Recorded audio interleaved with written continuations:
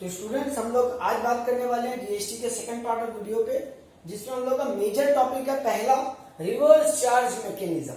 Generally हम लोग सबको ही जानते हैं कि जीएसटी सप्लायर को जमा करने का जिम्मेदारी है। सप्लायर जीएसटी कलेक्ट करता है, गवर्नमेंट को जमा करता है।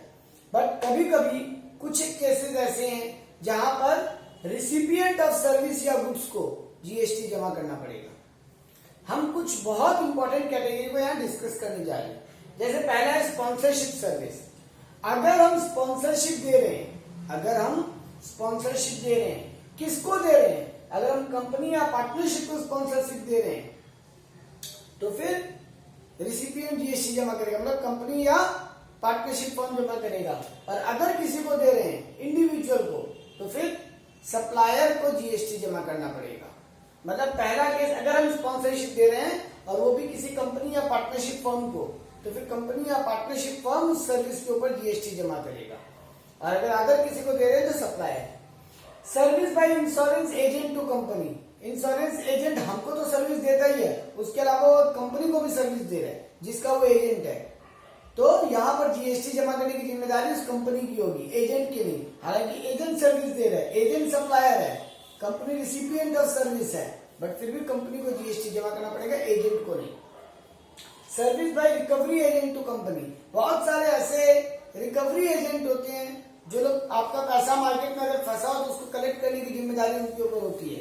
वो रिकवरी एजेंट अगर बैंक या फाइनेंशियल इंस्टीट्यूशन को सर्विस दे रहे हैं तो फिर सर्विस का रिसिपिएंट जीएसटी जमा करेगा, मतलब वो बैंक या फाइनेंशियल इंस्टीट्यूशन जीएसटी जमा करेगा। लेकिन अगर अदर किसी को दे रहे हैं तो फिर सप्लायर ही जीएसटी जमा करेगा। Service by author, music composer, photographer, artist, अगर ये लोग कोई सर्विस दे रहे हैं तो सर्विस का जो रिसिपिएंट है वो जीएसटी जमा करेगा। अगर एक फिल्म कंपनी को मैं म्यूजिक कंपोज करके दे रहा हूँ, लिरिक्स लिख के दे रहा हूँ, फोटोग्राफी करके दे रहा हूँ, तो दे तो मैं सर्विस रहा हूँ, लेकिन यहाँ वो म्यूजिक कंपनी या वो फिल्म कंपनी वो जीएसटी जमा करेगी। Service by director to company. अगर एक डायरेक्टर अपने नॉर्मल जॉब के अलावा कंपनी को कोई अदर सर्विस दे रहा है और उसके लिए उसको अलग से पैसा मिल रहा है तो यहाँ पे जीएसटी जमा करने की जिम्मेदारी कंपनी पे होगी। नेक्स्ट हेडिंग है service by goods transport to agency. ये बहुत काम की है, जीटीए इस नाम से इसको बहुत लोग यूज करते हैं। Service by good transport agency, ये जो ट्रक कंपनीज होती है या ये ट्रक ड्राइवर्स जो होते हैं, ये लोग किसी न किसी कंपनी का माल कहीं ना कहीं पहुंचाने का काम कर रहे हैं, मतलब वो सर्विस दे रहे हैं। अगर कोई रजिस्टर्ड एंटिटी को सर्विस दिया जा रहा है, मतलब ऐसे एंटिटी को सर्विस दे रहे हैं जो जीएसटी में रजिस्टर्ड है, तो फिर सर्विस रिसिपिएंट जीएसटी जमा करेगा। और अगर अदर किसी को कर रहे हैं तो फिर ये एग्जम्प्टेड है। मतलब ट्रक ड्राइवर आपको या हमको सर्विस देते हैं इंडिविजुअली तो उस पर जीएसटी नहीं लगेगा। बट अगर एक रजिस्टर्ड एंटिटी को सर्विस दे रहा है, मतलब किसी कंपनी या किसी बिजनेस को जो जीएसटी में रजिस्टर्ड है, तो फिर सर्विस रिसिपिएंट जीएसटी जमा करेगा। Legal service by advocate. कई बार एडवोकेट, लॉयर वगैरह लीगल सर्विस देते हैं, वो अगर किसी रजिस्टर्ड एंटिटी को दे रहे हैं तो रिसिपिएंट टैक्सेबल देगा, अगर किसी को दे रहे हैं तो एग्जम्प्टेड है, उस पर जीएसटी नहीं लगेगा। Service by arbitral tribunal. वैसे ही आर्बिट्रेशन का काम होता है, छोटी मोटी एक कोड बनती है आर्बिट्रेशन की, जो कोई दो लोगों के बीच में झगड़ा या डिस्प्यूट है उसको सेटल करते हैं। उनको अगर सर्विस दे रहे हैं तो सेम नियम, मतलब रजिस्टर्ड एंटिटी को दे रहे हैं तो रिसिपिएंट जीएसटी जमा देगा, वरना एग्जम्प्टेड है। Supply by member overseeing committee to RBI. कुछ एक कमिटीज है जो आरबीआई को बाहर से इंफॉर्मेशन कलेक्ट करके देती है। वो लोग जब आरबीआई को इंडिया के बाहर से, इंडिया से कहीं से भी न्यूज या इंफॉर्मेशन या कोई सर्विस दे रहे हैं, उस पर आरबीआई जीएसटी जमा करेगा। यहाँ पे आरबीआई सर्विस रिसिपिएंट है। Import of service. फॉरेन से अगर कोई सर्विस मिल रही है तो जिसको इंडिया में सर्विस मिल रही है जीएसटी वो जमा करेगा। Service of transport from outside India. Same, कोई एक वेसल आ रहा है, कुछ और आ रहा है, जिसका वो आदमी तुमको सर्विस दे रहा है कि शिप में माल चढ़वा देगा, तुम्हारे कस्टम क्लियरेंस तक माल उतरवा देगा, उसके बाद तुम वहां से छुड़ा के अपना काम कर लो, तो उस केस में तुम जीएसटी जमा करोगे, तुम कौन? Service recipient. अगला एक बड़ा इंपॉर्टेंट पॉइंट है, अगर आपको central government, state government, union territory या लोकल अथॉरिटी, इनमें से कोई जीएसटी का सर्विस दे रहा है, इनमें से कोई ऐसा सर्विस दे रहा है जिसपे जीएसटी लागू है, अगर वो रेंटिंग ऑफ प्रॉपर्टी है, मतलब आपको central government, state government, union territory या लोकल अथॉरिटी कोई प्रॉपर्टी रेंट पे देती है, तो फिर टू रजिस्टर्ड पर्सन, अगर वो रजिस्टर्ड पर्सन को सर्विस दे रही है तो वो रजिस्टर्ड पर्सन जीएसटी जमा करेगा। और अनरजिस्टर्ड को दे रही है, तो फिर ये गवर्नमेंट में से जो भी आपको सर्विस दे रहा है यानी सप्लायर ऑफ सर्विस वो जीएसटी देगा। लेकिन अगर आपको post office, LIC, repairing of aircraft और वेसल्स या कोई ट्रांसपोर्ट आइटम इनका सर्विस दे रहा है तो सप्लायर जीएसटी जमा करेगा, और अदर कुछ भी बच गया तो रिसिपिएंट। मतलब अगर रेंटिंग है तो देखना पड़ेगा रजिस्टर्ड पर्सन को सर्विस मिल रहा है या अनरजिस्टर्ड। अगर रजिस्टर्ड को मिल रहा है तो जिसको सर्विस मिल रहा है वो जीएसटी जमा करेगा, अनरजिस्टर्ड को मिल रहा है तो फिर सप्लायर यानी यहाँ पे गवर्नमेंट एजेंसी जीएसटी जमा करेगी। अगर आपको एलआईसी, पोस्टल, रिपेयर, एयरक्राफ्ट को मिल रहा है तो गवर्नमेंट ही जमा करेगी, और अदर कोई सर्विस है तो रिसिपिएंट जमा करेगा। Service of direct selling agent to bank. कई बार बैंकों में और ऐसा एजेंट आते हैं जो बोलते हैं हम आपका कोई भी अगर एफडी है, कोई भी पॉलिसी है हम बिकवाएंगे। मतलब वो एजेंसी का काम कर रहे हैं बैंकों के लिए, उनका इन्वेस्टमेंट सिक्योरिटीज को बिकवाने का। तो अगर वो एजेंट इंडिविजुअल आदमी है, मतलब कोई कंपनी पार्टनरशिप नहीं है, तो फिर बैंक जीएसटी जमा करेगा, यानी रिसिपिएंट ऑफ सर्विस जीएसटी जमा करेगा। लेकिन अगर वो आदमी पार्टनरशिप फर्म है, कंपनी है, जो एजेंट है उसका पार्टनरशिप फर्म है, कंपनी है, तब फिर वो खुद जमा करेगा, मतलब सप्लायर ऑफ सर्विसेज जमा करेगा। इसके अलावा एक दो काम की बातें हैं जो मैंने नोट्स में नहीं लिखी है, जो मैंने नोट्स में लिखी है बट बोर्ड पे नहीं आती। जैसे मैं एक बात बोलूं, कुछ गुड्स है जिन पे भी आरसीएम लगता है, कुछ गुड्स है जिन पे आरसीएम लगता है। आपके काम की बात नहीं है बहुत ज्यादा वो, लेकिन मैं लिस्ट पढ़ दे रहा हूं ताकि कभी आपको फ्यूचर रेफरेंस लगे तो आप सुन सकते हैं। मैंने नोट्स में इसको डाला है। क्या क्या वो गुड्स है सर? कैश्यू नट मतलब काजू, बीड़ी का जो रैपर लीव होता है, tobacco leaves, silk yarn, lottery ticket, supply of use vehicle मतलब second hand vehicle, seize goods. अगर गवर्नमेंट कोई गुड सीज कर लेती है, कस्टम डिपार्टमेंट वगैरह, और फिर कोई क्लेम नहीं करता तो उसको गवर्नमेंट ऑक्शन कर देती है, बेच देती है वहां पर। और फिर वेस्ट एंड स्क्रैप, कहीं पे अगर वेस्ट और स्क्रैप बिक रहा है, पुराना लोहा लक्कड़ वगैरह, वेस्ट एंड स्क्रैप का अगर कहीं डील हो रहा है, ये सब गुड्स के ऊपर भी आरसीएम लगेगा। इतनी इंपॉर्टेंट नहीं है एग्जाम के लिए, क्योंकि गुड्स आपके सिलेबस में उतना इंपॉर्टेंट पार्ट नहीं रखता, बट ये कुछ एक लिस्ट थी जो मैंने पढ़ दी। इसके अलावा कुछ इंपॉर्टेंट बातें जो नोट करनी है। हमने अब तक पढ़ा इन सब चीजों में रिसिपिएंट जीएसटी जमा करेगा, बट अगर रिसिपिएंट नॉन टैक्सेबल टेरिटरी में काम कर रहा है या रिसिपिएंट खुद एग्जम्प्टेड है तो फिर सप्लायर ही जीएसटी जमा करेगा। आई रिपीट, अगर हमने इन सब कैटेगरी में पढ़ा है कि रिसिपिएंट जीएसटी जमा करेगा, लेकिन अगर रिसिपिएंट एग्जम्प्टेड कैटेगरी में या नॉन टैक्सेबल टेरिटरी में रहता है तो फिर सप्लायर ही जीएसटी जमा करेगा। और अगर कोई इंडिया के बाहर आरसीएम का काम कर रहा है और वो एग्जम्प्टेड है रजिस्ट्रेशन से, मतलब रजिस्ट्रेशन उसको नहीं करवाना है, लेकिन अगर उस पर आरसीएम लागू हो रहा है तो उसको रजिस्ट्रेशन कराना पड़ेगा, अगर उसको आईटीसी क्लेम करना है तो। ये हमने पहले भी पढ़ा है कि आईटीसी क्लेम करने के लिए आपको रजिस्टर्ड होना जरूरी है। इसके अलावा नोट्स में एक पॉइंट और है, merits and demerits of GST. Government को क्या फायदा है जीएसटी आने से, ट्रेड एसोसिएशन यानी बिजनेस को क्या फायदा है, और हम और आप जैसे कंज्यूमर को क्या फायदा है। तो ये मैंने बोर्ड पर नहीं लिखा है, बस नोट्स में लिख दिया। मैं एक बार रीड कर रहा हूँ, बाकी आप नोट से पढ़ेंगे तो खुद समझ जाएंगे। गवर्नमेंट को यह फायदा है कि एक टैक्स सिस्टम हो गया, यूनिफॉर्म सिस्टम हो गया, लॉ सारे मिक्स हो गए, हार्मोनाइज हो गए एक साथ, रेस्ट ऑफ द वर्ल्ड से अब आप इक्वलाइज कर सकते हो। मार्केट को बूस्टअप मिला जीएसटी आने के बाद, तो एक्सपोर्ट बढ़ा, रेवेन्यू इंक्रीज हो गया गवर्नमेंट का पहले के मुकाबले, और एडमिनिस्ट्रेशन कॉस्ट कम हो गया, पहले इतने डिपार्टमेंट है एक डिपार्टमेंट हो गया, और बेटर कंट्रोल हो गया गवर्नमेंट का। पहले इतने सारे वैट, सीएसटी, सर्विस टैक्स अलग अलग थे, इनका कंट्रोल मुश्किल था, अब कंट्रोल एक हो गया। हम जैसे कंज्यूमर को क्या फायदा हुआ, टैक्स सिस्टम बहुत सिंपल हो गया, प्राइसेस कम हो गई गुड्स की, एक यूनिफॉर्म प्राइस आ गया। पहले पंजाब में उसी चीज का अलग दाम हुआ करता था वैट के कारण, बंगाल में अलग, अब वो नहीं रहा। बेटर प्राइस अंडरस्टैंडिंग हो गया, अब प्राइस की समझ बेटर हो गई पहले के मुकाबले। पहले कंफ्यूजन होता था कहाँ क्या प्राइस चल रहा है, अब वो डिफरेंस खत्म हो गया। ट्रेडर को क्या फायदा है, मल्टीपल टैक्स सिस्टम झमेला खत्म हो गया, इतने पेपर वर्क कम हो गए, कैस्केडिंग इफेक्ट कम हो गया, पहले डबल टैक्सेशन हो जाता था इसके कारण, वो इफेक्ट कम हो गया। ट्रांसपेरेंसी आ गई सिस्टम में, मल्टीपल टैक्स कॉम्प्लेक्सिटी कम हो गई, पहले हर डिपार्टमेंट जाना पड़ता था एक, बर्डन ऑफ ऑडिट कम हो गया, और डबल टैक्स हट गया। कुछ एक बुराई भी है जीएसटी की, जैसे बहुत सारे स्टेट्स को ये इनएक्सेप्टेबल हुआ क्योंकि ये डेस्टिनेशन बेस्ड टैक्स है।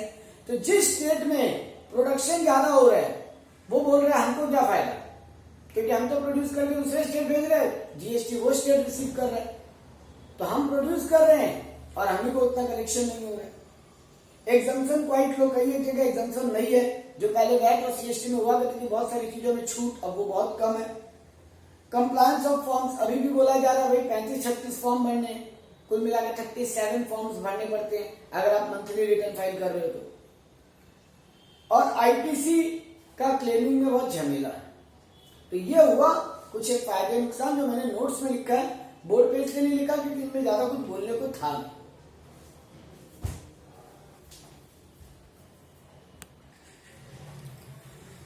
तो स्टूडेंट अब आते हैं कुछ छोटे छोटे टॉपिक पे और फिर एक बड़े टॉपिक पे।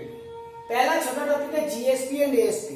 कुछ नहीं, गवर्नमेंट का दो ऑनलाइन डिपार्टमेंट है जो आपको जीएसटीएन से कनेक्ट करने में मदद करता है, मतलब सॉफ्टवेयर पोर्टल है। जीएसपी क्या है? GST service provider. जीएसपी मतलब जीएसटी सर्विस प्रोवाइडर, जो आपको जीएसटीएन से कनेक्ट करने में मदद करता है, मतलब एप्लीकेशन बना के देता है जो आपको स्क्रीन पे दिखाई देती है। तो develop application to be use by tax payer to interact with GSTN. और एएसपी क्या है? एप्लीकेशन सर्विस प्रोवाइडर, जो आपके डेटा को कलेक्ट करती है, जो आप फिलअप करते हैं ऑनलाइन, उसको एक फॉर्मेट में सजाने में मदद करती है और फिर उसको जीएसटी डिपार्टमेंट को देती है या जीएसपी को देती है ताकि आपका पूरा एक डिटेल बन सके। तो एपीएन एएसपी क्या है? Application service provider help in collecting raw data off and convert to GST return. It is a link between GSP and tax payer. तो जीएसपी जो है वो जीएसटीएन और टैक्स पेयर के बीच में कनेक्टेड है और एएसपी जो है वो जीएसपी और टैक्स पेयर के बीच में कनेक्टेड है। थ्योरी के काम का था, प्रैक्टिकल कुछ नहीं। राउंडिंग ऑफ टैक्स, ये काम का बात है। नियरेस्ट ऑफ रूपी में हम इसको राउंड ऑफ करेंगे। नियरेस्ट ऑफ रूपी मतलब अगर 200 रुपए 70 पैसे हैं तो उसको 271 रुपया कर देंगे, 200 रुपए 50 पैसा है तो 221 कर देंगे, 200 रुपए 70 पैसे हैं तो 201 कर देंगे, 200 रुपए 50 पैसे हैं तो 201 कर देंगे, 200 रुपए 45 पैसे हैं तो 200 कर देंगे। मतलब नियरेस्ट ऑफ रूपी में राउंड ऑफ होगा, आसपास के 1 रुपए में। अच्छा, अगर आपने एक्सेस टैक्स कलेक्ट कर लिया तो उसका क्या करेंगे? आइदर पार्टी को रिफंड कर दोगे, कर सकते हो। तो अगर नहीं कर सकते हो, डिटेल फाइल हो चुका है तो गवर्नमेंट को जमा कर दो, गवर्नमेंट उसको उस पार्टी को बाद में एडजस्ट करने का मौका दे देगी।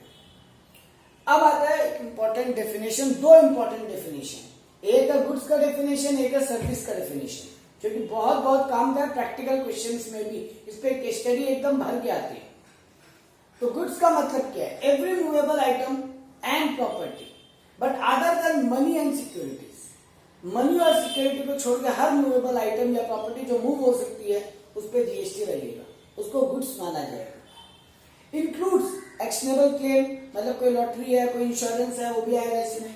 Growing crop, grass and things attach to the land, कोई जमीन पे अटैच ग्रास है जिसको खाने का एग्रीमेंट हो चुका है कि हम काट के आपको देंगे, तो अगर वो डिटैच हो सकती है और काटने का एग्रीमेंट हो रहा है तो उसको भी गुड्स माना जाएगा। क्या क्या एक्सक्लूड है? इमूवेबल प्रॉपर्टी जीएसटी में नहीं आती, लेकिन आपका फ्लैट जीएसटी में आएगा अगर फ्लैट का कंप्लीशन सर्टिफिकेट बनने के पहले आपको भेज दिया जाए तो उस पर जीएसटी लगेगा। लेकिन फ्लैट कंप्लीट हो गया, कंप्लीशन सर्टिफिकेट मिल गया गवर्नमेंट से, उसको जो भी उसकी डिपार्टमेंट है वहां से, उसके बाद बेचा जाएगा, जीएसटी नहीं लगेगा। तो maximum time immovable property GST में नहीं आती, मतलब लैंड रेंट की सेल जीएसटी में नहीं आती। इलेक्ट्रिसिटी पे जीएसटी नहीं है और ऊपर ही बात कर चुके हैं मनी एंड सिक्योरिटीज पे जीएसटी नहीं है। अब आता है बहुत इंपॉर्टेंट डेफिनेशन, सप्लाई। कब हम सप्लाई माने, कब नहीं? जनरली 4 सेक्शन है, 7(1)(a), 7(1)(b), 7(1)(c), 7(2) और एक सेक्शन वाला 7(3) जिसमें कुछ खास काम की बात नहीं है। 7(1)(a) क्या बोलता है? पहले 7(1)(a) ने आपको डेफिनेशन दिया कि अगर आप सेल करते हो, ट्रांसफर करते हो, बाटर, एक्सचेंज सिस्टम, किसी को लाइसेंस देते हो, रेंट पे दे रहे हो, किसी को लीज पे दे रहे हो या डिस्पोज करने के लिए दे रहे हो कि खत्म कर दो इस आइटम को, किसी भी केस में आप किसी को ये चीज कर रहे हो, इसको हम सप्लाई मानेंगे। तो sale, transfer, barter, exchange, licence, rental, lease और डिस्पोजल, 8 बातें डेफिनेशन में कही गई है। लेकिन एक इंपॉर्टेंट बात, इसमें कंसिडरेशन होना चाहिए और ये नॉर्मल कोर्स ऑफ बिजनेस में होना चाहिए। मतलब बदले में कुछ मिल रहा हो और नॉर्मल कोर्स ऑफ बिजनेस में होनी चाहिए। एक्सेप्शन क्या है सप्लाई का डेफिनेशन में? डोनेशन को एक्सेप्शन माना गया। अगर आप किसी को डोनेशन दे रहे हो वो एग्जेम्प्टेड पार्ट है। 7(1)(b) क्या बोलते हैं? 7(1) देखो यहाँ 7(1) में 2 बातें थी, कंसिडरेशन होना जरूरी है और in due course of business होना चाहिए, मतलब नॉर्मल कोर्स ऑफ बिजनेस होना चाहिए। 7(1)(b) और 7(1)(c) एक को मना कर रहा है, फिर ये दूसरे को मना कर रहा है। 7(1)(b) बोलता है अगर बिजनेस नहीं हो, कंसिडरेशन हो लेकिन बिजनेस नहीं हो, तब भी सप्लाई माना जाएगा अगर वो इंपोर्ट का केस है। हम कहीं से सर्विस ले रहे हैं, वो भी इंपोर्ट बाहर से आ रही है, भले वो मेरा बिजनेस नहीं है बट हम उसके बदले में पैसा दे रहे हैं, तो उस पर जीएसटी लगेगा, उसको गुड्स सप्लाई माना जाएगा। 7(1)(c) क्या बोलता है? उल्टा, ये बोल रहा है कि तो बिजनेस का केस है लेकिन कंसिडरेशन नहीं है, फिर भी जीएसटी हो जाएगा।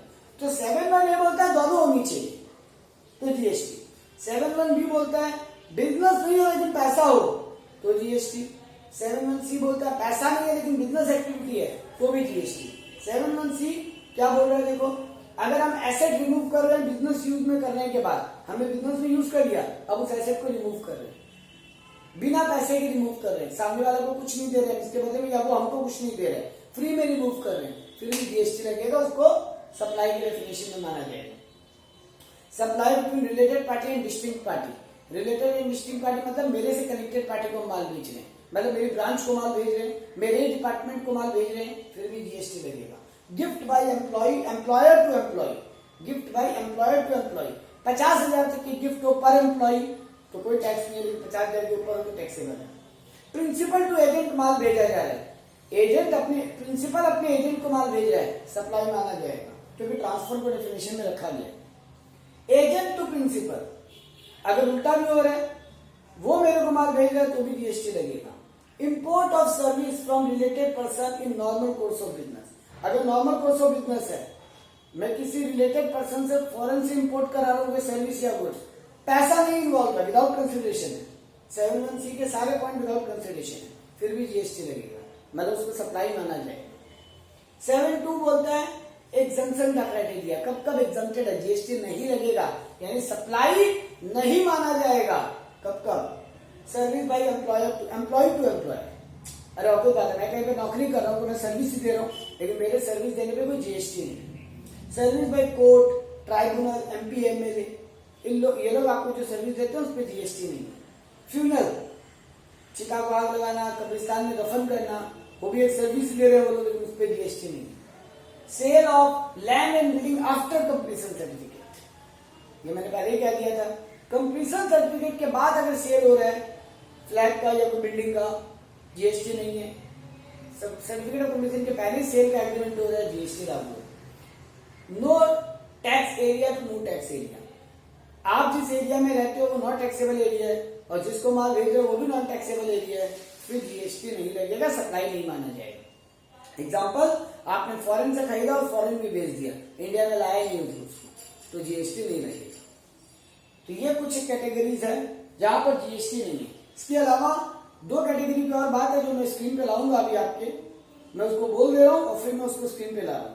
Supply of warehouse goods before clearance for home consumption, अगर गुड्स कस्टम डिपार्टमेंट के गोडाउन में रखवाया गया लाके, मैंने अब तक होम कंजम्पशन के लिए क्लियर नहीं किया, मतलब वहां से क्लियरेंस नहीं करवाया, तो अगर मेरा फॉरेन का पार्टी सिर्फ और सिर्फ कोई एक आदमी है जो मेरी फॉरेन में मदद कर रहा है, वो मेरे कस्टम डिपार्टमेंट तक माल पहुंचवा देता है, उस पर जीएसटी नहीं लगेगा, उसको सप्लाई नहीं माना जाएगा। मैं जब होम क्लियर, अगर डायरेक्ट होम क्लियरिंग करवा लेता तो जीएसटी लगता। और एक हाई सी सेल, मतलब goods imported are still in transport and sale take place, हम फॉरेन से माल मंगवाए इंडिया के लिए, लेकिन इंडिया में घुसने के पहले किसी और कंट्री में भेज दिया, तो वहां भी उसको सप्लाई नहीं माना जाएगा। इसको मैं अभी बोर्ड पे लाऊंगा और सेक्शन 7(3) की भी बात कर लेते हैं, जिसको मैं स्क्रीन पे लिखूंगा आपके। सेंट्रल 7(3) बोलता है इनमें से किसी भी आइटम को किसी भी लिस्ट में घुमाने का पावर सेंट्रल गवर्नमेंट या स्टेट गवर्नमेंट के पास है, मेनली सेंट्रल गवर्नमेंट के पास। तो सेंट्रल गवर्नमेंट विल नोटिफाई और can notify some goods transfer as supply और नॉट। इसको सप्लाई माना जाए, किसको नहीं, time to time central government के पास बदलने का पावर है। ये बात 7.3 में लिखी हुई है, इसको हम स्क्रीन पे लाएंगे।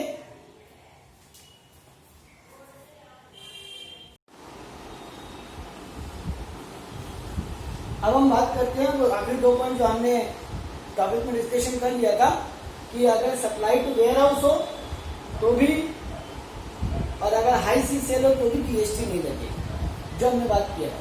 7.3 मैंने कहा था सेक्शन, जिसमें हम बोल रहे हैं कि सेंट्रल गवर्नमेंट को पावर है इस लिस्ट को बदलने का। अब आते हैं composition of mix supply. Composition of mix supply या मतलब कंपोजिट सप्लाई या मिक्स सप्लाई, ये क्या है? कंपोजिट सप्लाई का मतलब जो हमने कहा था नेचुरली बंडल्ड हो रहे हैं अगर 2 आइटम एक साथ, तो ऐसे आइटम जिन पे जीएसटी लग रहा है और वो नेचुरल बंडल में आ रहे हैं और उनमें एक डोमिनेंट गुड है यानी एक प्रिंसिपल गुड्स है, जैसे सर्व के साथ बकेट फ्री, टिकट के साथ खाना फ्री। अगर आप रेलवे टिकट खरीदते हो उसके साथ आपको खाने का साथ में ऑफर दिया जा रहा है, वो चार्ज जोड़ के, तो टिकट डोमिनेंट फैक्टर है और दोनों नेचुरल बंडल है, अलग नहीं किया जा सकता। आप ऐसा नहीं बोल सकते टिकट रख लो खाना दे दो, आप ऐसा नहीं बोल सकते सरफ रख लो बकेट दे दो।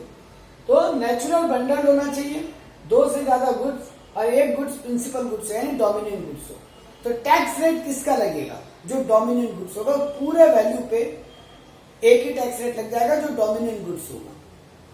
यानी रेलवे टिकट पे जो जीएसटी होगा वही पूरा खाने वाले आइटम और सब पे जीएसटी मिला के हो जाएगा। टिकट का दाम 1100, खाने का 400, 1500 रुपए पे डायरेक्ट वो टैक्स लग जाएगा जो टिकट के लिए। बकेट के साथ सर्व, बकेट का दाम 150, सर्व का दाम 700 रुपए, 850 का टोटल बंडल बना, 850 पे सर्व पे जो जीएसटी है वो लग जाएगा। मिक्स सप्लाई में क्या हो रहा है? सेम लॉजिक है, 2 गुड्स का कॉम्बो पैक आ रहा है, लेकिन एक प्रिंसिपल आइटम है, ऐसा नहीं है यहाँ पे। यहाँ दोनों मेन आइटम है और नेचुरल बंडल नहीं हो, बनाया जा रहा है। जैसे टाई, डिओड्रेंट और एक पर्स का कॉम्बो पैक बना के गिफ्ट पैक बनाया जा रहा है, पैकिंग साथ में आ रहा है। तो 2 goods, no natural bundle and no dominant factor. यहां पे जिस गुड्स का हाईएस्ट टैक्स रेट होगा वो जीएसटी लग जाएगा। अगर पर्स का टैक्स रेट 28% है और बेल्ट का टैक्स रेट 15, दोनों का कॉम्बो मिला के एक साथ बिक रहा है, तो फिर पर्स का जीएसटी लगेगा फुल वैल्यू के ऊपर। अब आते हैं असली टॉपिक के ऊपर जिसमें प्रैक्टिकल सम बहुत ज्यादा बनते हैं। वैल्यूएशन, एक गुड्स का वैल्यू हम कितना माने जिसपे हम जीएसटी लगाएंगे। सिंपल लॉजिक है, जीएसटी का फॉर्मूला बड़ा सीधा है, assessable value into GST rate. Goods का जो एसेसेबल वैल्यू है मल्टीप्लाई जीएसटी रेट, आ गया कितना जीएसटी देने। सर ये एसेसेबल वैल्यू क्या है? प्राइस एक्चुअली पेड और पेएबल। जितना प्राइस उस गुड्स का एक्चुअली आप पे कर रहे हो, पेएबल है, देने वाले हो या दे रहे हो, उस गुड्स को उस वैल्यू के ऊपर जीएसटी लगेगा। अब कुछ कंडीशन है, 2 इंपॉर्टेंट कंडीशन है। बायर सेलर का आपस में कोई रिलेशनशिप नहीं होना चाहिए। अगर रिलेशनशिप के कारण प्राइस कम दिखाया जा रहा है तो हाई प्राइस पे जीएसटी लगेगा, और प्राइस सोल कंसिडरेशन होना चाहिए। इस वैल्यू को वैल्यू करते वक्त, गुड्स का वैल्यू करते वक्त हम क्या क्या चीज इंक्लूड करेंगे और क्या क्या चीज एक्सक्लूड करेंगे। इंक्लूड हम क्या करेंगे? जीएसटी को छोड़कर अगर कोई टैक्स लग रहा है तो वो इंक्लूड हो जाएगा, मतलब एक्साइज अगर लग रहा है तो वो भी ऐड हो जाएगा। कोई एंटरटेनमेंट टैक्स लग रहा है, कोई म्युनिसिपल टैक्स लग रहा है, वो सब ऐड हो जाएगा गुड्स की प्राइस में। अगर कोई ऐसा एक्सपेंडिचर हो रहा है जो इंसिडेंटल टू सप्लाई, मतलब सप्लाई से कनेक्टेड है, जैसे packing, commission, insurance, installation charge, ये सब भी गुड्स में ऐड हो जाएगा, गुड्स के प्राइस में जोड़ा जाएगा। कोई अगर ऐसा ऑब्लिगेशन है जो सप्लायर को पे करना था लेकिन एक बार के लिए रिसिपिएंट ने पे कर दिया, जैसे माल को आपके घर तक पहुंचाने का ट्रांसपोर्ट चार्ज सप्लायर को पे करना था, कर आप रहे हो, वो भी गुड्स का वैल्यू में इंक्लूड हो जाए। एनी चार्ज, एनीथिंग चार्ज या any charges charge by supplier, आपसे सप्लायर अलग से कोई चार्ज ले रहे हैं वो भी गुड्स का प्राइस माना जाएगा, मतलब वो भी इंक्लूड हो जाएगा। अदर देन क्या ले रहे हैं, जैसे वजन करने का अलग से कोई चार्ज है, कोई डिजाइन आप अलग ढंग का बनाने बोल रहे हो उस पर अलग चार्ज है, या आपको कोई स्पेशल पैकिंग चाहिए तो उसका अलग चार्ज है, तो वो आपसे सप्लायर अलग से ले गए तो उसको भी गुड्स में ऐड करेंगे, फुल वैल्यू पे जीएसटी लगेगा। या कोई आपसे लेट फीस का इंटरेस्ट ले रहे हैं, गवर्नमेंट के अलावा कहीं और से कोई सब्सिडी मिल रहा है वो आपसे चार्ज किया जा रहा है, ये सब चीजें गुड्स में ऐड होंगी। अब कुछ इंपॉर्टेंट आइटम का ट्रीटमेंट का बात करते हैं, कब इंक्लूड करेंगे और कब नहीं। सबसे पहले ट्रीटमेंट ऑफ डिस्काउंट। आपको अगर सप्लायर आपका डिस्काउंट भी दे रहे हैं, अगर बिल में जीएसटी के साथ डिस्काउंट भी मेंशन है, invoice value, GST value, discount अगर बिल में मेंशन है तो डिस्काउंट माइनस करने के बाद जो वैल्यू आएगी उस पर जीएसटी लगेगा। मतलब गुड्स का वैल्यू 1000, आपको डिस्काउंट मिला 200, तो 800 रुपए पे जीएसटी चार्ज होगा। अगर वो डिस्काउंट बिल में मेंशन है तो, नहीं मेंशन है, अलग से केवल ओरली डिस्काउंट दिया जा रहा है, जीएसटी फुल वैल्यू पे लगेगा। आफ्टर सप्लाई सर्विस, अगर दुकानदार या सेलर आपको बोल रहा है एक्स, आपको हम कुछ और सर्विस भी देंगे सेल के बाद भी 1 साल तक, ऐसा कोई एक्स्ट्रा सर्विस आपको मिलेगा। जैसे कार खरीदते हैं तो मेंटेनेंस ऑफ कार अगर 1 साल तक फ्री है, उस केस में अगर वो एग्रीमेंट में पहले से मेंशन है तो आप माइनस कर लेना वैल्यू से। अगर मेंशन नहीं है, वो अलग से दे रहा है, एग्रीमेंट हुआ तो उसमें कहीं मेंशन नहीं है, बिल में कहीं मेंशन नहीं है, तो फिर वो माइनस नहीं कर सकते, जीएसटी फुल वैल्यू पे लगेगा। सेल्स प्रमोशन, कुछ एक्टिविटी होती है कंपनी की, जैसे गिफ्ट वाउचर देते हैं आपको, बोलते हैं आज खरीदिए, अगली परचेज पे आपको एक ऑफर मिल रहा है, अगली परचेज पे ये वाउचर एप्लीकेबल हो जाएगा। एक गिफ्ट, एक सामान आज खरीदिए, आपको एक वाउचर मिलेगा जो आप सब्सिक्वेंट परचेज पे अप्लाई कर सकते हो। उस केस में पहली परचेज जो आज खरीद रहे उसको फुल वैल्यू पे जीएसटी लगेगी, और जो नेक्स्ट परचेज आप करने आएंगे उसमें वो डिस्काउंट पार्ट जो कूपन में मेंशन है, वाउचर में मेंशन है, वो माइनस कर सकते हैं। मतलब आज की परचेज में कोई माइनस नहीं होगा, पहली परचेज पे फुल वैल्यू पे जीएसटी लगेगी, नेक्स्ट परचेज में वो डिस्काउंट माइनस होके जीएसटी लगेगी। कैशबैक ऑफर मिलता है कई बार, अगर आपको सप्लायर खुद कैशबैक ऑफर दे रहा है तो भी वो डिस्काउंट में माइनस नहीं होगा। कैशबैक ऑफर एक्चुअली में बिल में मेंशन नहीं होते, और जो बिल में मेंशन नहीं है उस पर जीएसटी का कोई माइनस करने का राइट नहीं है, आपको फुल वैल्यू पे जीएसटी देनी पड़ेगी। तो अगर सप्लायर आपको कैशबैक ऑफर दे रहे हैं तो भी no discount if not in bill. वही बात आ गई, बिल में अगर मेंशन कर देगा तो मिल जाएगा, वरना नहीं मिलेगा। और अगर कोई अदर ई कॉमर्स कंपनी आपको कैशबैक दे रही है, जैसे अमेजन आपको कैशबैक दे रही है, सप्लायर नहीं दे रहा आपका, अमेजन दे रही है, पेटीएम दे रहा है, फ्री चार्ज दे रहा है, तो आपको कोई ट्रीटमेंट नहीं होगा, कुछ माइनस करने नहीं मिलेगा, फुल वैल्यू पे जीएसटी लगेगा। फ्री सैंपल दिया जाता है बहुत बार, अगर वो रिलेटेड पार्टी को फ्री सैंपल दे रहा है तो जीएसटी भी लगेगा और इनपुट टैक्स भी क्लेम कर पाएगा उस आइटम पे जब वो खरीद के लाए, इसलिए यानी रिलेटेड पार्टी को फ्री सैंपल देने पे भी जीएसटी लग जाएगा। लेकिन अगर आप अनरिलेटेड पार्टी हो, नॉर्मल कस्टमर, उसको फ्री में सैंपल दे रहा है, कोई जीएसटी नहीं और कोई आईटीसी क्लेम भी करने नहीं मिलेगा। एक्स्ट्रा फ्री बहुत बार मिलता है, 100 ग्राम का पैकेट पे 150 ग्राम कोलगेट मिलेगा, तो आपको 50 ग्राम एक्स्ट्रा मिल रहा है। एक पैकेट में 10 पीस आता है, आपको 2 पीस एक्स्ट्रा दिया जा रहा है, 12 पीस मिल रहा है 10 के प्राइस से। नो जीएसटी नो आईटीसी, कोई जीएसटी क्लेम भी नहीं होगा एक्स्ट्रा उस पे, उस एक्स्ट्रा वैल्यू पे, एक्स्ट्रा आइटम पे, क्योंकि बिल तो 100 ग्राम का ही बन रहा है, भले 150 ग्राम का गिफ्ट 50 ग्राम एक्स्ट्रा मिल रहा है तो क्या होगा। फ्री गिफ्ट में नो जीएसटी। अच्छा, फ्री गिफ्ट टू डिस्ट्रीब्यूटर, कई बार क्या होता है, बड़ी बड़ी कंपनी अपने डिस्ट्रीब्यूटर को बोलती है आप हमारा माल बिकवाइए, आपको फॉरेन ट्रिप देंगे, आपको गाड़ी देंगे अगर इससे ज्यादा की वैल्यू बिकवाती है तो डिस्ट्रीब्यूटर को अगर फ्री गिफ्ट मिल रहा है, कंपनी खुद अपना सामान दे रहा है, जैसे सैमसंग बोल रहा है आप अगर मेरी 1.5 करोड़ की सेल करते हो आपको एक 50,000 का मोबाइल फ्री या 1 लाख की टीवी फ्री, तो वो टीवी भी सैमसंग की बना रही है, तो फिर जीएसटी भी क्लेम करेगी सैमसंग और आईटीसी भी मिलेगा। लेकिन अगर वो गिफ्ट कहीं और से दिला दिया, मतलब आप सैमसंग का माल बिकवाओ आपको फॉरेन का ट्रिप मिलेगा, तो वो ट्रिप सैमसंग मैन्युफैक्चर नहीं कर रही है, वो किसी और से दिलवा रही है आपको, तो फिर नो जीएसटी नो आईटीसी। इसके अलावा 2 आइटम और है जो मैं यहां लिख नहीं पाया हूं, मैं उनको रीड आउट कर दे रहा हूं। सप्लाई अंडर वारंटी, अगर कंपनी आपको वारंटी दे रही है, एक्स्ट्रा वारंटी, 1 साल की वारंटी नॉर्मल थी, अगर एक्स्ट्रा वारंटी दे रही है तो फिर उसका पक्का वो चार्ज भी दे रही होगी, तो उस पर आपको कंपनी को GST warranty extra, part replacement पे नहीं, सिर्फ सर्विसिंग पे तो जीएसटी क्लेम, जीएसटी भी लगेगा और आईटीसी भी अलाउड होगा। लेकिन अगर फ्री वारंटी, आपसे कोई चार्ज नहीं लिया जा रहा है, तो नो जीएसटी नो आईटीसी। और लास्ट बात, ट्रीटमेंट ऑफ सेकेंडरी डिस्काउंट, मतलब एक्स्ट्रा कोई डील मिल रही है आपको, कोई एडिशनल डिस्काउंट मिल रहा है, अगर सप्लाई के वक्त बता दिया गया था, मतलब इनवॉइस में मेंशन था, तो फिर जीएसटी चार्ज होगा। अगर सप्लाई के वक्त नहीं बताया गया था, बाद में अलग से दिया जा रहा है, no separate treatment, no GST no ITC. तो ये था हमारा कब क्या वैल्यू कैलकुलेट करते समय टोटल वैल्यू मानेंगे, किस पार्ट को वैल्यू में नहीं लेंगे।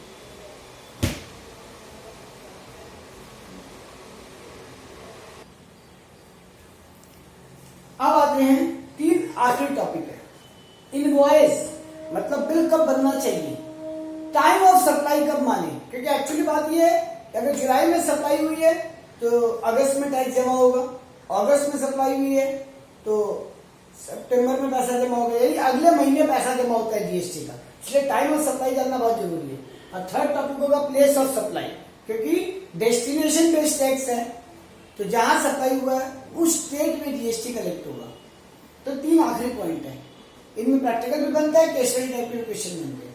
इनवॉइस, अगर ये टैक्सेबल गुड्स है और गुड्स का मूवमेंट पॉसिबल है, तो फिर बिफोर और at the time of removal bill बन जाना चाहिए, या तो बिल गुड्स निकलने के पहले, रिमूव होने के पहले फैक्ट्री से, या रिमूव होते वक्त। अगर ये नॉन मूवेबल गुड्स है, मतलब फिजिकली गुड्स मूव नहीं होंगे, सिर्फ डिलीवरी होगा डॉक्यूमेंट के थ्रू, तो फिर before at the time of delivery. तो डिलीवरी जब हम करेंगे डॉक्यूमेंट के थ्रू भी, मतलब जब ओनरशिप ट्रांसफर होगा तो उसके पहले या उस तक बिल बन जाना चाहिए। अगर ये सर्विस है तो सर्विस जिस दिन दिए हैं उसके 30 दिन के अंदर अंदर बिल बन जाना चाहिए। और अगर ये इंश्योरेंस बैंकिंग या एनबीएफसी का सर्विस है तो 45 दिन के अंदर अंदर बिल बन जाना चाहिए। कुछ इंपॉर्टेंट बात, बिल की जनरली 3 कॉपी बनती है अगर हम ट्रांसपोर्ट के थ्रू सामान भेज रहे हैं तो। एक कॉपी ओरिजिनल कॉपी बायर के पास जाती है, एक डुप्लीकेट कॉपी सेलर के पास रहती है, एक डुप्लीकेट कॉपी ट्रांसपोर्टर को दे दी जाती है। लेकिन अगर आप डायरेक्ट दे रहे हो, कोई ट्रांसपोर्टर नहीं है बीच में, तो 2 कॉपी से भी काम हो जाएगा। सर्विस के केस में मेनली 2 कॉपी बनेगी, ओरिजिनल कॉपी बायर को दी जाएगी और डुप्लीकेट कॉपी सेलर के पास रहेगी। हाँ, अगर रजिस्टर्ड सप्लायर को आप माल दे रहे हो, आप रजिस्टर्ड सप्लायर हो सॉरी, तो आपको टैक्स इनवॉइस बनाना पड़ेगा, नॉर्मल बिल से काम नहीं चलेगा, क्योंकि नॉर्मल बिल में जीएसटी नहीं भी हो सकता है, लेकिन टैक्स इनवॉइस में जीएसटी होगा। तो एक्सेप्शन कब है, अगर रिसिपिएंट अनरजिस्टर्ड है और 200 रुपए का नीचे का बिल है तो नॉर्मल बिल भी चलेगा, टैक्स इनवॉइस की दरकार नहीं है। मतलब अगर जिसको गुड्स मिल रहा है वो अनरजिस्टर्ड है और बिल 200 के कम का है तो नॉर्मल बिल भी चलेगा, टैक्स इनवॉइस बनाने की दरकार नहीं है। अदरवाइज अगर आप रजिस्टर्ड हो, आपका रिसिपिएंट रजिस्टर्ड हो या अनरजिस्टर्ड हो, अगर 200 रुपए के ऊपर का सप्लाई है तो आपको टैक्स इनवॉइस बनाना ही पड़ेगा। इसका एक प्रॉपर फॉर्मेट है जो मेंटेन करते हुए बिल बनेगा। टैक्सेबल सर्विस की हम बात कर चुके हैं। अब आते हैं टाइम ऑफ सप्लाई कब माना जाए, जिसको एक और लैंग्वेज बोला जाता है पॉइंट ऑफ टैक्सेशन। टैक्स कब जमा होगा, क्योंकि जिस महीना बिल बनता है उसके अगले महीने की 20 तारीख के अंदर अंदर जीएसटी जमा होती है। तो अगर ये नॉर्मल गुड्स है, नॉर्मली अगर ये गुड्स है तो डेट ऑफ इनवॉइस और due date of invoice whichever is earlier, ये सारे केस में विचएवर इज अर्लियर होगा।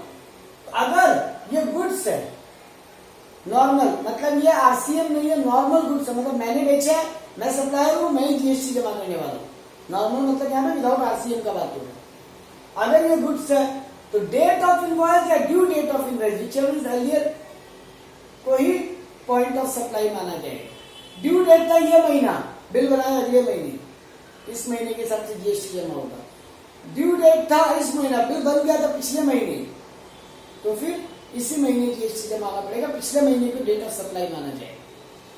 लेकिन अगर ये सर्विस है तो फिर क्या होगा, डेट ऑफ इनवॉइस या date of payment whichever is earlier. कब, अगर सर्विस के केस में बिल टाइमली इशू हुआ, इनवॉइस अगर टाइमली इशू हुआ है तो डेट ऑफ इनवॉइस या डेट ऑफ पेमेंट। लेकिन अगर इनवॉइस टाइमली इशू नहीं हुआ है तो डेट ऑफ पेमेंट या date of service completion whichever is earlier.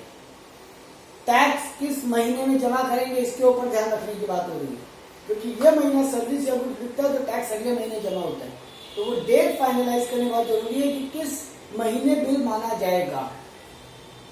अगर ये आरसीएम का है, मतलब रिसिपिएंट को जीएसटी जमा देना है, तो गवर्नमेंट थोड़ी सी लिबर्टी दे रही है उनको।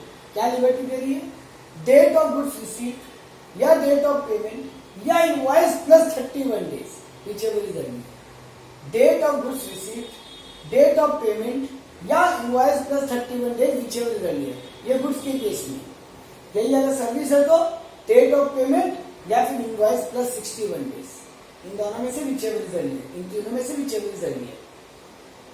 और अगर ये इंटरेस्ट के ऊपर बिल रेज हो रहा है, आप लेट पेमेंट हो गए, आपको इंटरेस्ट देना पड़ रहा है, उसमें भी जीएसटी लगेगा, तो डेट ऑफ रिसीट, जब आपको इंटरेस्ट मिला उस महीने को डेट ऑफ सप्लाई माना जाएगा, अगले महीने जीएसटी जमा करना। एक इंपॉर्टेंट नोट, एडवांस पेमेंट अगर कोई करके गया उस पर जीएसटी नहीं लगता, उसके हिसाब से हम पॉइंट ऑफ टैक्सेशन नहीं देखते।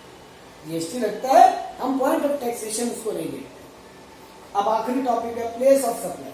इसमें छोटी छोटी बहुत सारी बातें। Normally place where goods have been moved, जहां पे गुड्स गया वो स्टेट को प्लेस माना जाएगा और वहीं पे जीएसटी जमा होगा। If delivery to other than buyer, buyer मेरे को बोलता मुझे मत देना, मेरा एक एजेंट है उस तक माल पहुंचा, बायर बिहार का, एजेंट यूपी का, बायर के प्लेस को मैं प्लेस ऑफ सप्लाई मानूंगा। मैं ये मानूंगा गुड्स बिहार ही गया, यूपी नहीं गया। बायर के बोलने पे मैंने कहीं और गुड्स पहुंचा है, लेकिन मैं प्लेस ऑफ बायर को ही प्लेस ऑफ सप्लाई मानूंगा।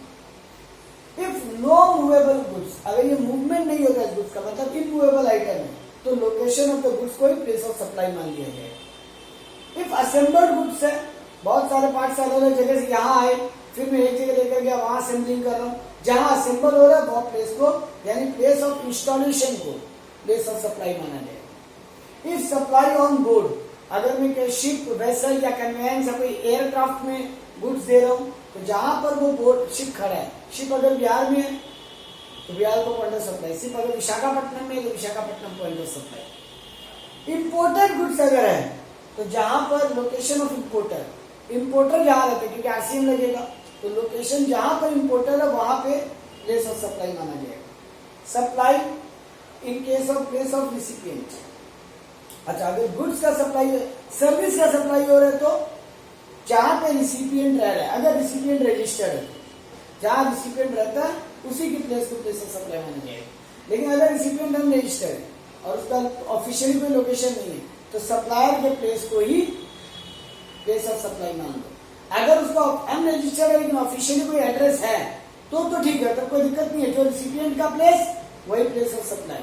लेकिन कोई ऑफिशियल एड्रेस नहीं है अगर, तो फिर सप्लायर के प्लेस को ही प्लेस ऑफ सप्लाई मान लिया जाए। इफ इमूवेबल आइटम, पहले बात किया था location of the property. Fitness, ये बहुत इंपॉर्टेंट पॉइंट है। फिटनेस, ब्यूटी, कैटरिंग और हेल्थ सर्विस है।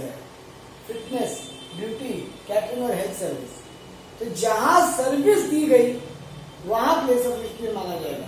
मैं कलकत्ते का पढ़ती हूँ, मेरे घर में एक शादी है, मैंने एक ब्यूटिशियन को हायर किया और शादी मैंने राजस्थान में जाके की, तो सप्लाई ऑफ प्लेस राजस्थान माना जाएगा। मैं हूँ कलकत्ता का पार्टी, मैंने उसको यही हायर किया है, लेकिन वो मेरे को सर्विस कहाँ दे रहा है? राजस्थान में। इसीलिए इसके केस में याद रखने लायक बात है कि फिटनेस, ब्यूटी, कैटरिंग, हेल्थ, ये सब सर्विस जहाँ पे सर्विस परफॉर्म की जाए।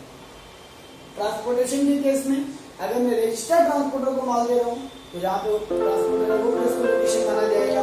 और अगर मैं मुस्कुराते थे, बेपरवाहियां थी, यूं ही गुनगुनाने को कई कहानियां थी, बेफिक्र थी। हाँ बोल।